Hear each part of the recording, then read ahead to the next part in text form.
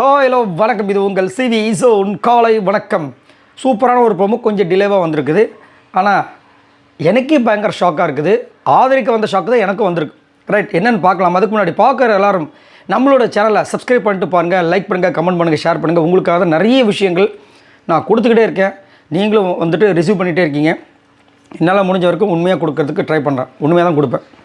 சரி, இப்போ வந்துட்டு காலையில் பிக் பாஸ் வந்து ஒரு டாஸ்க் கொடுத்துருக்காரு. என்னென்னா, எந்த 2 பேர் ஃபைனல் மூமெண்ட்டில், ஃபைனல் ஸ்டேஜில் கிடையாது, ஃபைனல் மூமெண்ட்டில் இருப்பாங்க அப்படின்ற மாதிரி கேள்வி கேட்டிருக்காங்க. இது கொஞ்சம் வித்தியாசமாக தான் இருக்குது. ஃபைனல் மூமெண்ட்டில் அது மேபி ஆடியன்ஸாக கூட இருக்கலாம். நல்லா நோட் பண்ணிக்கணும்.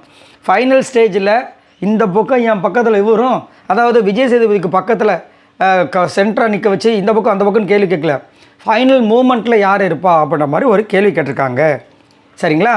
அங்கே வந்து எல்லோரும் என்ன பண்ணுறாங்க, அரோரா வந்து விக்ரம் சொல்கிறாங்க அதுக்கப்புறம் வந்து கனி வந்து விக்ரம் கேமு புரிஞ்சு விளாட்றாராம். அடடே, நீங்கள் புரிஞ்சு எனக்கு எஃப்ஜே வந்துட்டு வின் பண்ணால் போதும், சபரி கூட எனக்கு ஒன்றும் பிரச்சனை இல்லை, ஆனால் இந்த எஃப்ஜேவை மட்டும் எப்படியாவது காப்பாற்றிருங்க கோபால் அப்படின்ற மாதிரி அவங்க சொல்கிறாங்க. அதுக்கப்புறம் வந்து பார்த்திங்கன்னா விக்ரம் வந்து பார்வதியை சொல்கிறார். நீங்கள் நல்லா நோட் பண்ணிக்கணும், விக்ரமோட விஷயங்கள் டபுள் கேமு. ஏன்னா விக்ரம் பார்த்தீங்கன்னா போன வாரம் கூட பாருங்கள், பார்வதி இல்லாத நேரங்களில் பார்வதி கலாய்க்கிறதும், பார்வதி இந்த வாரம் மட்டும் எவிக்ஷன் ஆகும்போது நான்லாம் எப்படி சிரிப்பேன் தெரியுமா, எஃப்ஜே எப்படி சிரிப்பான் தெரியுமா, கனி எப்படி சிரிப்பான் தெரியுமா, இப்படி மாறி மாறி அதை கலாய்ச்சிட்டு இருந்தாங்க. ஆனால் அவங்க சேவ், அது செகண்டாக சேவ் ஆனாங்க. ஆக்சுவலாக வந்துட்டு கண்டென்ட் குயின்னு பிக் பாஸ் சீசன் 9 பொறுத்த வரைக்கும் பேர் வாங்கினது அவங்க தான். சரிங்களா? ஆனால் இங்கே வந்து என்ன பண்ணுறாங்க, விஜய் பார்வதியாக இருக்க வாய்ப்பு இருக்குங்க. அவங்க தெரியண்டா போடடே, உன்னை பற்றி எனக்கு தெரியாதாடான்ற மாதிரி மைண்டு வாய்ஸ் அவங்களுக்கு. அதுக்கப்புறம் பார்த்தீங்கன்னா ரம்யா வந்து பிரச்சனை சொல்கிறாங்க. பிரச்சனை வர்றதுக்கு வாய்ப்பு இருக்குது. ஏன்னா அவங்க கனவின்ற மனைவியை அவங்க வந்து எதிர்க்கிறதுனால அவங்களுக்கு ஒரு வாய்ப்பு இருக்குது அப்படின்ற மாதிரி சொல்கிறாங்க.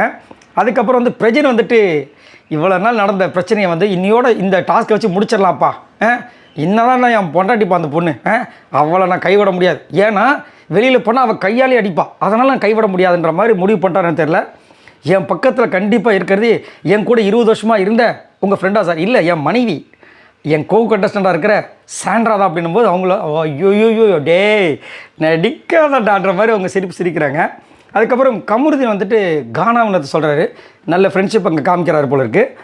வியானா வந்துட்டு கானாவினத்தை சொல்கிறாங்க. இன்னும் இது எங்கேயும் இடிக்கிற மாதிரி இருக்குல்ல.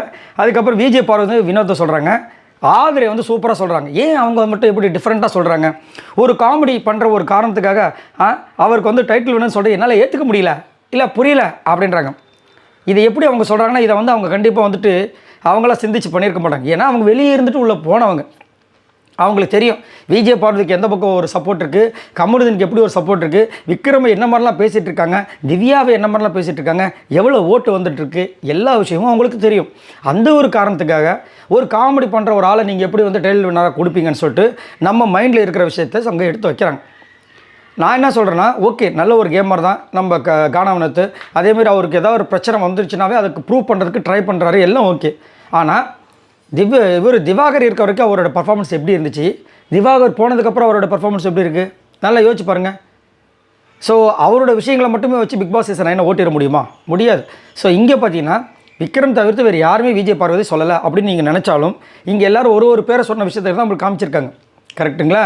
ஆனால் அங்கே இன்னொரு பேரை யாரை சொன்னாங்கன்றது நம்மளுக்கு தெரியாது. அதுதான் சஸ்பென்ஸ். அதனால தான் அந்த ப்ரோமோவை போட்டிருக்காங்க. புரியுதுங்களா? ஸோ நிறைய விஷயங்கள் நம்மளுக்காக காத்துட்ருக்கு, பார்க்கலாம்.